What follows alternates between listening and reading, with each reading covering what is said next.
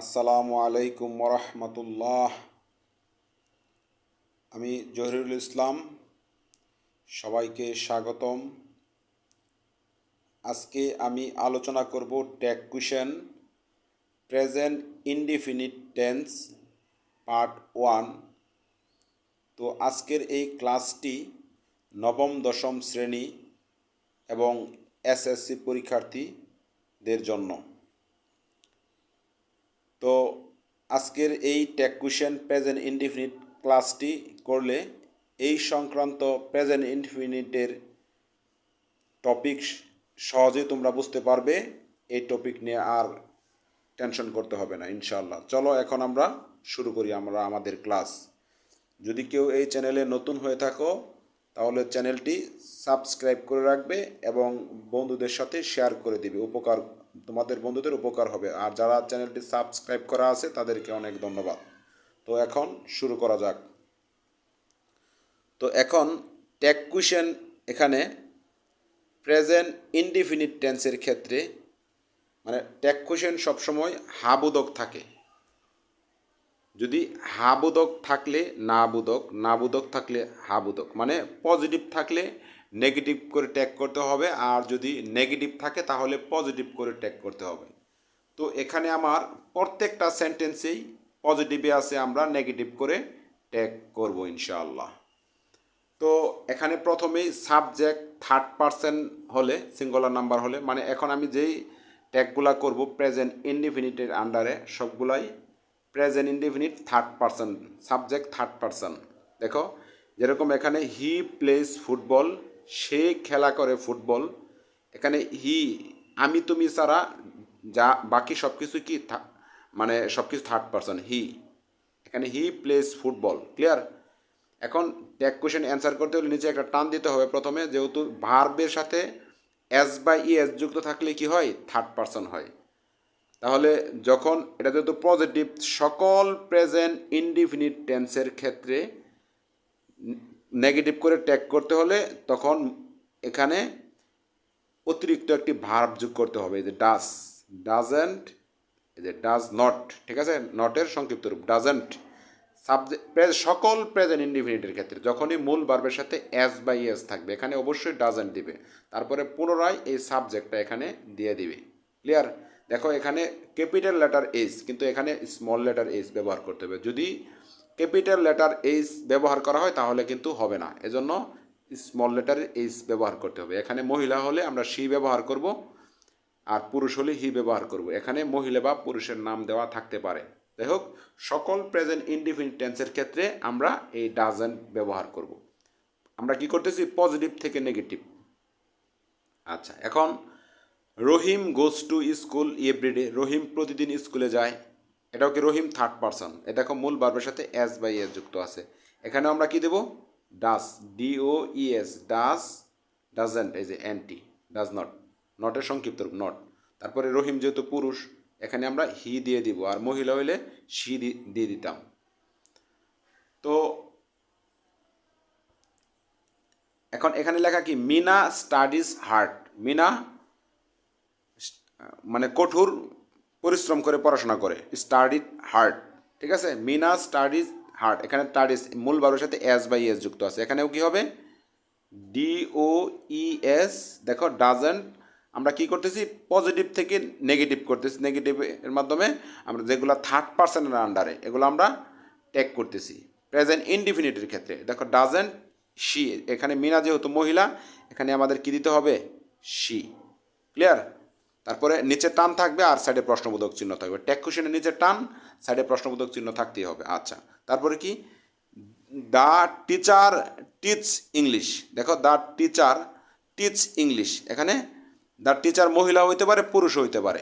যাই হোক এখানে টিচ মানে শিক্ষা দেয়, মূল ভার্বের সাথে এস বাই এস আছে। তো মূল ভার্বের সাথে যখনই এস বাই এস থাকবে অবশ্যই এই ডাজই হবে।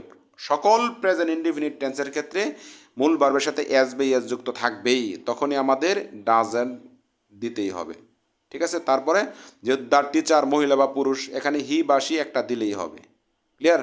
কারণ টিচার পুরুষও হইতে পারে মহিলাও হইতে পারে। আচ্ছা, এখন অপর পৃষ্ঠায় যাই আমরা।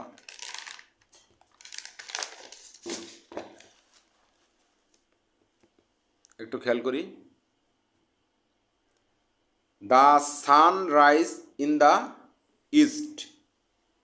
ঠিক আছে, এখানে দেখো সানরাইজ, দ্য সানরাইজ, এখানে মূল ভার্বের সাথে এস বাই এস যুক্ত আছে। ঠিক আছে, এখনও দিতে এস বাই এস যুক্ত থাকলেই মূল ভার্বের সাথে আমাদের ডাজ নট দিতে হবে। ডাজ নট, এখানে দেখো দ্য সান, এটা কিন্তু প্রাণী বা ব্যক্তির বোঝায় নাই, এটা কি বস্তু।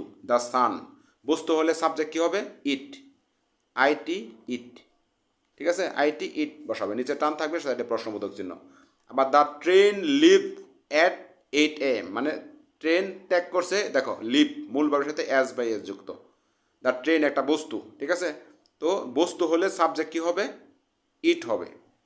আর যেহেতু এটা পজিটিভ সেন্টেন্স, আমরা সকল প্রেজেন্ট ইনডিফিনিটের ক্ষেত্রে পজিটিভ থেকে নেগেটিভের মাধ্যমে আমরা টেক করতেছি। পর্ব 1 মানে ক্লাস 1 পার্ট 1, দ্য ট্রেন, এই জন্য সাবজেক্ট কি? ইট, যেহেতু বস্তু নির্দেশ করছে। আচ্ছা, এখন মাই ফাদার ড্রাইভস কেয়ারফুল, মানে আমার পিতা ড্রাইভ করে, গাড়ি চালায় খুব কেয়ারফুললি আর কি, সতর্কভাবে। তো মাই ফাদার, এখানে দেখো মূল ভার্বের সাথে এস বাই এস যুক্ত আছে। ঠিক আছে, ডিও ইএস, তারপরে ডাজ নট, যেহেতু মাই ফাদার পুরুষ, এখন এই জন্য কী দিতে হবে? হি, নিচে টান দেব, প্রশ্নবোধক চিহ্ন দেব। তারপরে এখানে লেখা মাই মাদার প্লেস কেয়ারফুললি, আমার মা খেলা করে খুব যত্ন সহকারে। হ্যাঁ, মাই মাদার, এখানে কি সাবজেক্ট থার্ড পারসন, আর মূল ভার্বের সাথে এস বাই এস যুক্ত থাকলে এরকম থাকবেই, মূল ভার্বের সাথে এস বাই এস যুক্ত থাকবেই। আমরা কি দেবো? D O E S, does not she, যেহেতু এখানে মহিলা এই জন্য আমরা কি দিলাম? শি। আর এখানে লেখা কি? The baby carriage at night, এখানে দ্য বেবি, দেখো মূল ভার্বের সাথে এস বাই এস যুক্ত আছে। ক্লিয়ার? তো এখানে আমরা অবশ্যই আবার কি দেব? D O E S, does not it the baby, এখানে নির্দিষ্ট করে বোঝালে কি দিবে? দ্য বেবি, এটা কিন্তু শিশু মানে ইহা, এই জন্য দ্য বেবি মানে নির্দিষ্ট, দা মানে নির্দিষ্ট করে এভাবে বোঝালে অবশ্যই সাবজেক্ট কী হবে? ইট হবে। নিচে টান দেবো, সাইডে একটা প্রশ্নবোধক চিহ্ন দেবো। ক্লিয়ার? আবার ইট ট্রেন্স ও it rains a lot in July, July মাস মানে বৃষ্টির মাস। এখন কি? রেইনস, এই যে মূল ভার্বের সাথে এস বাই এস যুক্ত, এখন কি দেব? D O E S, does not it, subject it থাকলে ইটই আমরা দিয়ে দিব। ক্লিয়ার? নিচে একটা টান হবে, সাইডে একটা প্রশ্নবোধক চিহ্ন। এভাবে আমরা প্রেজেন্ট ইনডিফিনিট টেন্সযুক্ত ট্যাগ কোয়েশনকে আমরা সলভ করব, সলিউশন করব। তো যারা নতুন আসতেছো, নতুন দেখতেছো আমার চ্যানেলে, যদি একটু উপকার হয় এবং চ্যানেলটি সাবস্ক্রাইব করা না থাকে, অবশ্যই চ্যানেলটি সাবস্ক্রাইব করে রাখবে। তো এখন সাবজেক্ট যদি ফার্স্ট এবং সেকেন্ড পারসন হলে যেরকম এভরিবডি কাম, দেখো মূল ভার্বের সাথে এস বাই এস যুক্ত নাই। ঠিক আছে, এস বাই এস যুক্ত যদি না থাকে তাহলে কি দেব? এখানে ডোন্ট, ডিও এনটি, ডোন্ট। এখানে এভরিবডি মানে অনেক, সাবজেক্ট কি? প্লোরাল, এজন্য কি দিতে হবে? দে, সাবজেক্ট বানাই নিতে হবে। এভরিবডি তো আর দেওয়া যাবে না, এজন্য সাবজেক্ট কি? দে হবে। মানে এভরিবডি কাম, সাবজেক্ট কি? ভার্বের প্রেজেন্ট ফর্ম, আমরা তো প্রেজেন্ট ইনডিফিনিটে কাজ করতেছি, তাহলে কাম প্রেজেন্ট ফর্ম। যদি মূল ভার্বের সাথে এস বাই ইএস থাকতো তাহলে এখানে ডাজেন্ট হইতো, আর এস বাই ইএস নাই, এখানে আমরা কি দেবো? ডোন্ট। সকল প্রেজেন্ট ইনডিফিনিট টেন্সের ক্ষেত্রে যদি মূল ভার্বের প্রেজেন্ট ফর্ম হয়, এস বাই এস না হয়, তাহলে এখানে আমরা ডোন্ট ব্যবহার করব সর্বদাই। এখানে দেখো লেখা আবার time and tide wait for none, মানে সময় ও স্রোত কারো জন্য অপেক্ষা করে না। এখানে কি ওয়েট কি? মূল ভার্বের প্রেজেন্ট ফর্ম। আর নন, যেহেতু ট্যাগ কোয়েশন নাবোধক হাবোধক করে নন নাবোধক, এজন্য আমরা ডো দিতে হবে, ডো। ঠিক আছে, do time and tide wait for none, কারোর জন্য অপেক্ষা করে না। সাবজেক্ট কি? একাধিক, প্লোরাল, এখানে এই জন্য সাবজেক্ট কী হবে?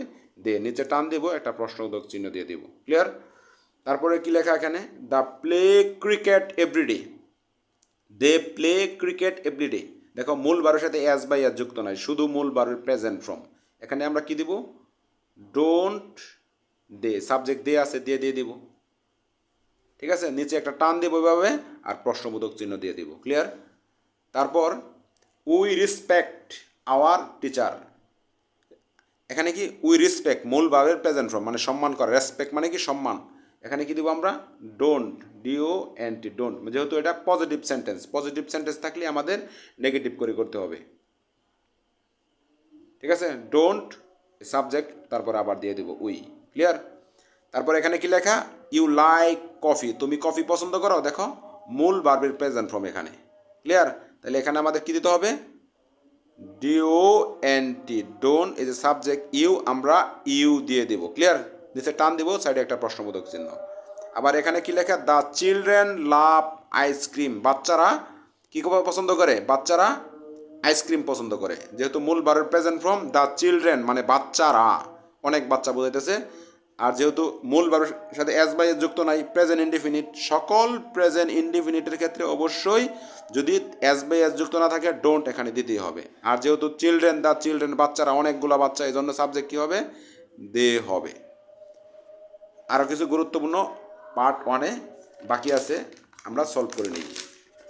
আর এই চ্যানেলে যারা নতুন, যদি তোমরা উপকৃত হও, বুঝতে পারো, ক্লাসটি ভালো লাগে, অবশ্যই চ্যানেলটি সাবস্ক্রাইব করে রাখবে ইনশাআল্লাহ, এবং কমেন্ট বক্সে তোমরা তোমাদের মতামত জানাও। তো এখানে লেখা আই এনজয় রিডিং বুক, আমি উপভোগ করি।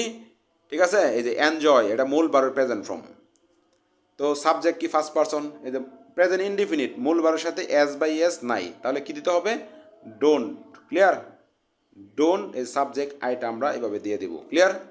তারপর এটা কি লেখা, birds fly in the sky, birds fly, দেখো ফ্লাই মূল ভার্বের সাথে এস বাই এস যুক্ত নয়, শুধু ফ্লাই মানে বার্ডস, অনেকগুলা পাখি। ক্লিয়ার? এখানে কি হবে, ডোন্ট, ডোন্ট দে, তাহলে ডোন্ট দে দিব আমরা, TSEY, don't they.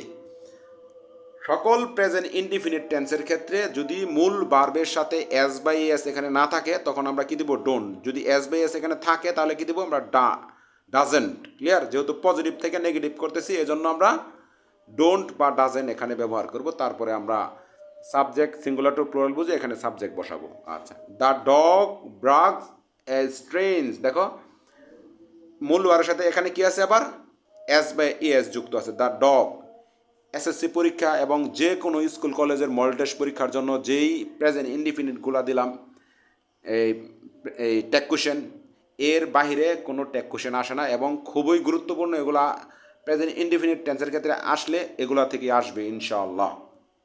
The dog, দেখো এস বাই এস একটা যুক্ত হয়েছে এখানে, আমাদের কি দিতে হবে, ডাজেন্ট দ্য ডগ। ঠিক আছে, ইট নির্দিষ্ট করে বস্তু, এই জন্য এখানে ইট দিয়ে দিবে।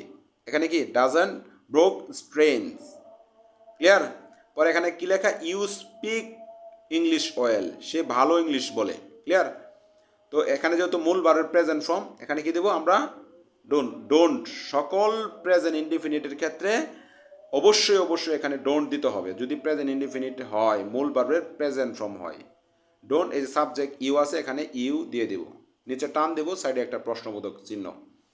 তারপরে এখানে কি, এভরিওয়ান লাইকস অনেস্টলি, এখানে মূল ভার্বের সাথে এস বাই এস যুক্ত আছে, কিন্তু সাবজেক্ট এভরিওয়ান মানে প্রত্যেকে, সাবজেক্ট পরিবর্তন হয়ে যাবে।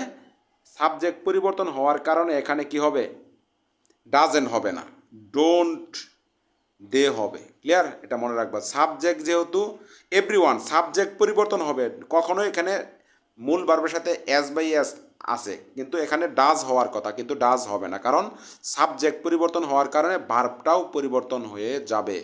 রুলসের উপরেও এরকম রুলস থাকে। নিচে টান দেব, এখানে একটা প্রশ্নবোধক চিহ্ন দিয়ে দেব। ক্লিয়ার? তারপর আরও কিছু এক্সাম্পল আছে গুরুত্বপূর্ণ। তো এখানে এখন আমরা প্রেজেন্ট ইনডিফিনিট ক্ষেত্রে পার্ট 1-এ আছি, ট্যাগ কোশ্চেন, এরপরে পার্ট 2 আসবে ইনশাল্লাহ। তো এখানে কি লেখা, they live in Dhaka, they live, দেখো লিভটা ভার্বের প্রেজেন্ট ফর্মে আছে। তো আমরা ভার্বের প্রেজেন্ট ফর্মে থাকলে আমরা যেহেতু পজিটিভ থেকে নেগেটিভ করতেছি, ডোন্ট ব্যবহার করব। ক্লিয়ার? ডোন্ট এই সাবজেক্ট দে আছে এখানে, দে দিয়ে দিব। ক্লিয়ার? নিচে একটা টান দিব, একটা প্রশ্নবোধক চিহ্ন দেব। ইংলিশ সেকেন্ড পার্টের প্রত্যেকটা কোশ্চেনে 1 থেকে 14 পর্যন্ত সম্ভবত কোশ্চেন থাকে। তো ট্যাগ কোশ্চেন কিংবা ন্যারেশন, চেঞ্জিং সেন্টেন্স, পার্ট 1 থেকে 5-এর ভিতরে এগুলো আমি কমপ্লিট করে দেবো। আর যেহেতু ট্যাগ কোশ্চেন পার্ট 1, 2, 3, 4 পর্যন্ত, 5 পর্যন্ত গেলেই হবে। আচ্ছা, উই স্টাডি ইংলিশ, আমরা স্টাডি করি কি ইংলিশ, এখানে কি মূল ভার্বের প্রেজেন্ট ফর্ম। তো প্রেজেন্ট ফর্ম হলে কি প্রেজেন্ট ইনডিফিনিট ক্ষেত্রে ডোন্ট দিতে হবে, পরে এই সাবজেক্ট আবার দিয়ে দেবো, নিচে একটা টান দেবো, সাইডে একটা প্রশ্নবোধক চিহ্ন।